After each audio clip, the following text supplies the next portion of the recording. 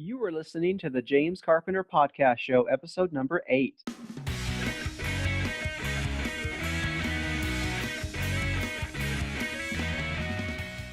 Hello, hello. Happy Valentine's Week, everyone. I'm excited to share my thoughts on this week's podcast regarding life's two plans. And I wanted to start out by talking about habits. Now, you're probably familiar with the phrase that we're creatures of habit. We do what others do, we say what we hear, and a large part has to do with our ability to learn. When we were just babies, our mirror neurons kept a recording of what we heard and saw so that we could mimic those things. Things like talking, eating, crawling or walking and even running. Now, through our schooling years, we learned how to study and take in new information through testing and exams. So habits were developed through a series of repetition. Fast forward to the present day, we're still looking to develop new desired habits or are looking to break what we've deemed bad habits or, those actions we no longer want. In order to diminish a habit, you stop from indulging in the impulse or you resist that urge. So it's remembering that our thoughts create our feelings. And when feelings are created, electricity is generated in our minds and sent out to fulfill a need or an urge or an impulse. That electricity flows to wherever you direct it. Isn't that pretty fascinating? So remember, you're the captain. You decide which direction the wind blows. And the way to do that is by intentionally thinking positive, believable thoughts centered on your desired outcome. You create the wind.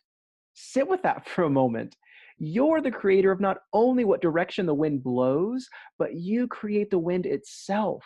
And so that electricity is powerful enough to pave new pathways, to develop new habits, and to uncharted our territory, which gets us past the oftentimes repeated phrase that we say under our breath, the I don't know how, or the okay, well, I'll give this a try. Or this is another good one I hear all the time.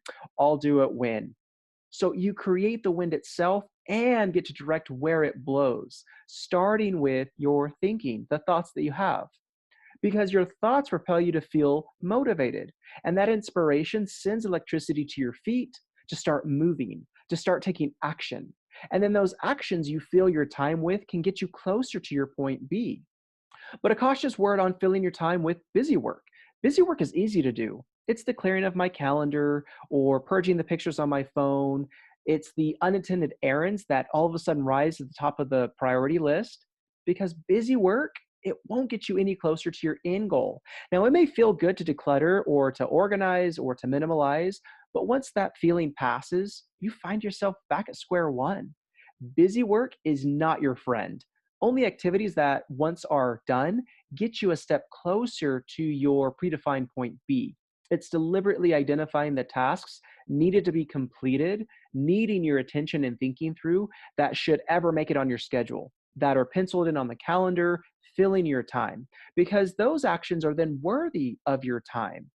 And let's look at, for example, like it's the student of an upcoming exam or graduation, or it's the aspiring business owner, an entrepreneur that then intentionally plans out her time before stuff comes up, before things are allowed to get in the way, to annoy, to distract, to deceive you of what's worthy of your time or your plan B. Because your plan B is the daydream of the wonderful life to come, to be once it arrives. It's the job that will allow you to make money, to save for retirement, or the spouse that is yet to appear or introduce himself in a way that sparks immediate chemistry. Your plan B is worthy of your time. It's the wife who sits at home all day, either with her young children, or maybe it's not having kids, or the kids are in school, and she's at home with herself, waiting for time to pass before the house comes alive with her loved ones once more. You want to know what plan A is? Well, I'll get to that in a moment, because if plan B is what gets you motivated to start something for you because what we make it mean, either grown into a better person, building a brighter future, or distracting you from current pain or discomfort, if that's what makes it plan B, then what's left is your present moment. Aha, did you catch that? Your plan A is you being here in this very moment, breathing, oxygen filling, and then retracing air in your body. And it's all happening without you needing to consciously think about it. Your plan A is you're opening your two eyes, capturing what's happening in this very moment. And your brain making a memory and recording of the sights you see, the people, the movement happening all around you, all the noises and smells and physical touch happening to you in this very moment. The clothes pressed against your skin, sometimes a little too much, but hopefully not suffocating or creating discomfort. Plan A is this moment. Plan B is what happens next. And it's a beautiful thing to know that you get to decide what that next thing is. For me, I want to be an example of winning at life with an abnormal background. Abnormal in the sense of I was a military brat. My parents moved me and my siblings around a lot. Every 2 to 3 years, we were in a new place. Well, what's abnormal about this is I started developing this belief that I couldn't make friends with others because in my mind, I always thought that it would end. And I didn't want to feel hurt by opening up to others, being vulnerable. And then at the time I was about 15 years old, my parents divorced. And just like that, my whole world came crashing down. Take that sense I had of opening up to others emotionally to make friends, combined with divorce, it ended me up seeing multiple counselors and therapists. I struggled opening up to others emotionally. Even with all of that as my life experience, I turned out okay. And I'm continuing to live an abundant life, married, kids, on this amazing journey that I now want to share with you and with others. I want to be an example of winning at life with an abnormal background. What example do you want to be in your life? Now, here's what happens if you don't choose or allow yourself to go with the movement. You conform. Remember those mirror neurons I talked about in the beginning? You do and say and start to think like everyone else because it's easier. It takes less energy, and your brain wants to be efficient and to think and to do the same actions over and over again.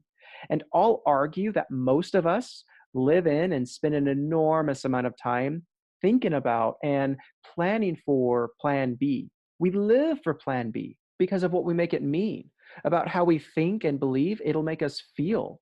Oh, we'll feel better when we achieve the weight loss because what we've led ourselves to deeply feel of how it will make us feel. But you see what's happening? We're missing out on the here and now, the time with the kids, the deeper connection we'll have with the spouse or the sibling, the parent, the neighbor, the friend, the stranger sitting next to you.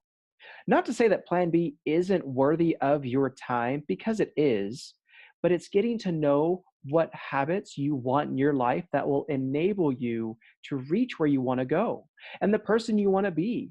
But also understanding that this moment, plan A, is also just as worthy of your time and attention and energy.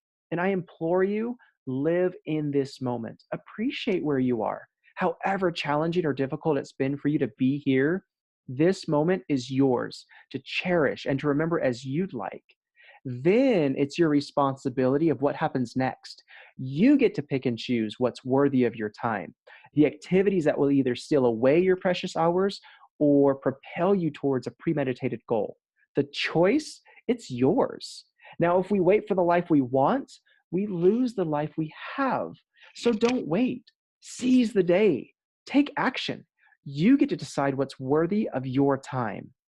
All right, my friends, I hope you've enjoyed this week. Have a wonderful Valentine's week. Thanks for listening, and I'll talk to you next time. Hey, if you like this week's podcast, then you should check out my 6-week online weight loss program, where we'll focus on your hormones to get you to your natural weight and look at what's happening in your life and why food is just a distraction that's keeping you from loving your life. Simply schedule a mini call with me at eliteweightsolutions.com/join-me.